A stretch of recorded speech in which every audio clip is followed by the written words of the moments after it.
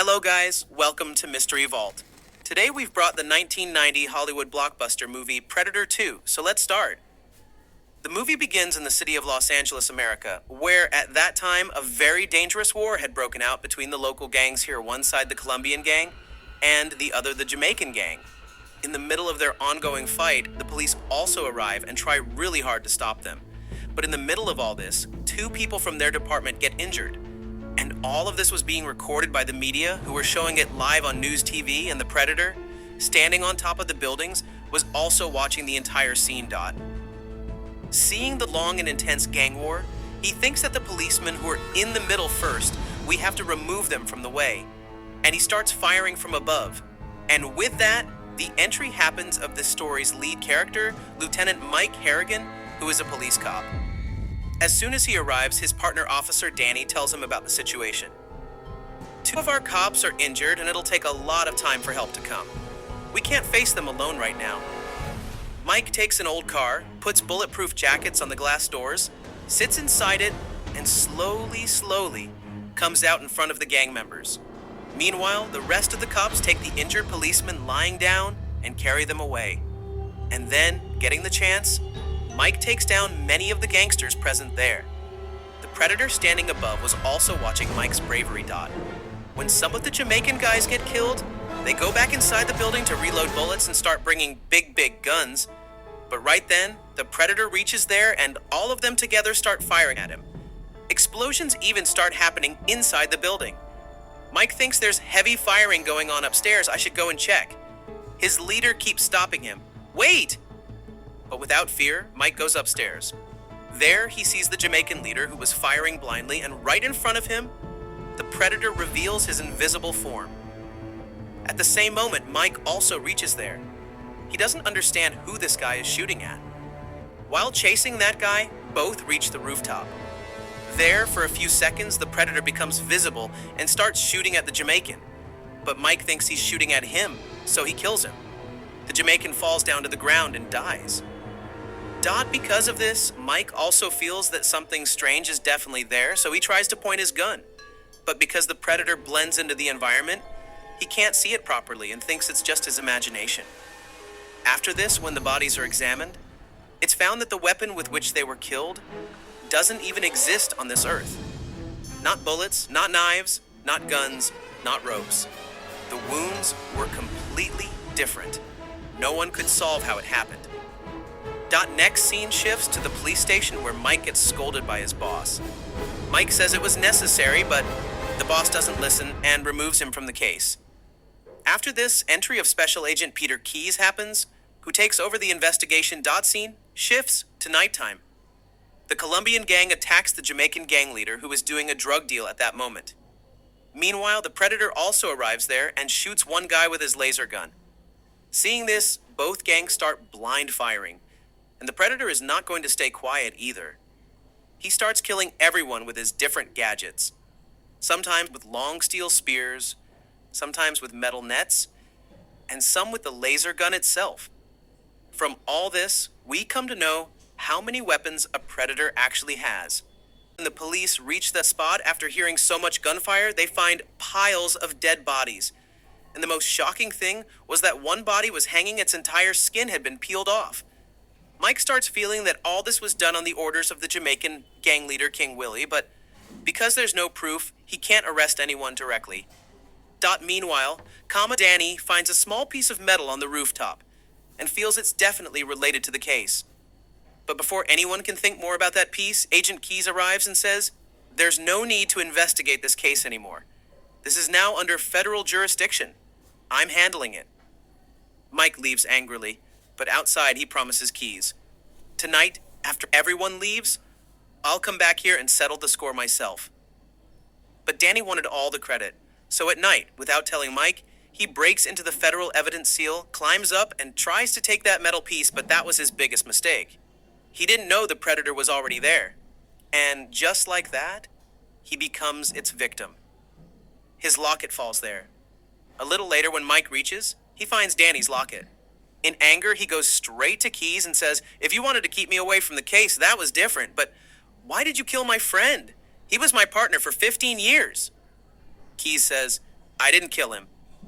Mike leaves saying, I'll catch the real killer no matter what. Later, the same metal piece that was seen on the rooftop is found with King Willie. When tested in the lab, it turns out to be a metal that doesn't even exist on Earth, not in our periodic table at all. To get answers, Mike goes straight to King Willie, the Jamaican voodoo gang leader, and asks, You must know who is actually killing us cops and who our real enemy is. King Willie says, Whoever this is, he is definitely not from this Earth. The way he kills my people is completely different. He's not like us humans, he's far above us. The Predator also comes to know that a human has got a hint about him. To finish that person, he goes after King Willie and cuts off his head. When King Willie's headless body is found, the whole city goes into panic.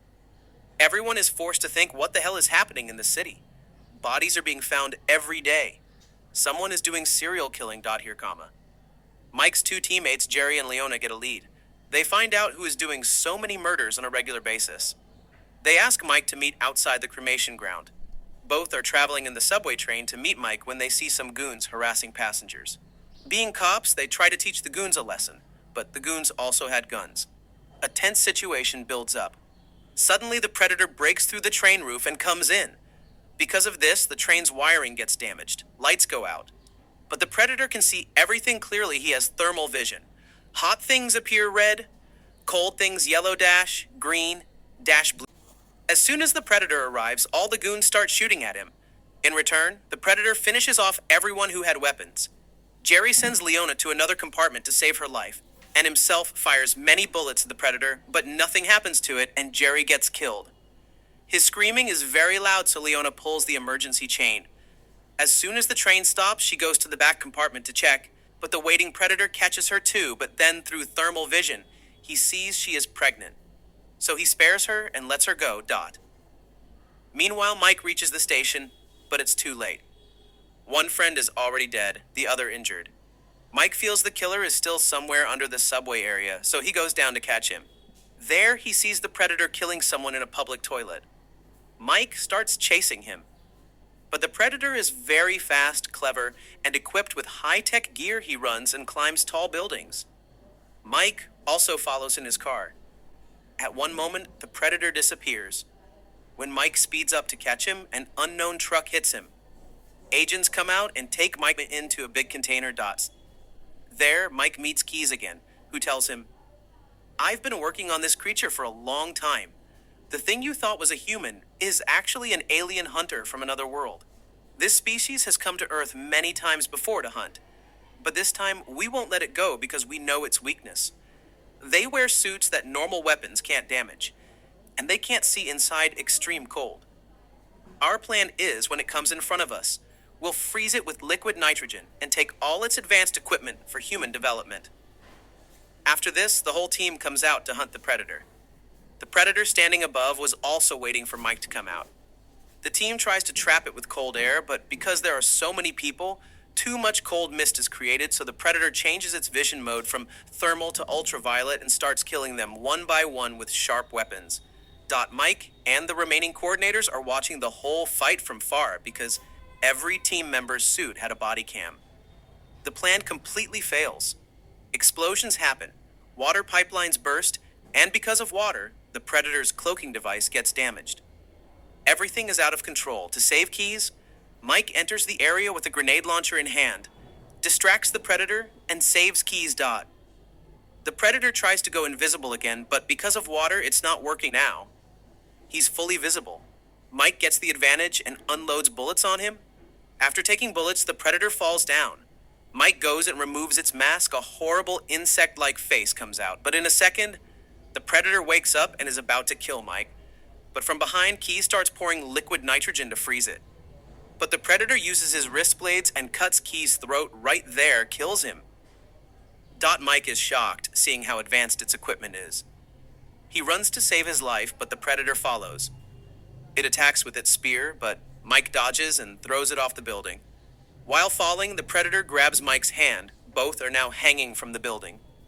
In the struggle, Mike gets the Predator's wrist blade and cuts off its hand. The Predator screams in pain and limps away. Since Mike now has a weapon too, he chases to finish it. A moment comes when the Predator breaks into an apartment, breaks glass window, applies his own glowing blue blood on his wound to stop bleeding. His blood had radiation and was glowing red-blue, so Mike keeps tracking him. But because of screaming, Mike finds the location and while running accidentally falls into a pit dot. When Mike regains consciousness, he realizes this is a spaceship. The Predator came to Earth in this ship, hidden in an underground tunnel.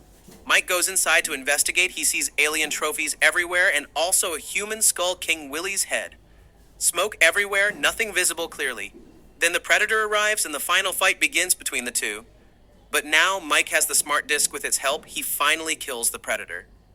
Mike thinks everything is over, but suddenly many invisible predators appear around him and become visible. Mike thinks now they'll all kill me, I'm finished.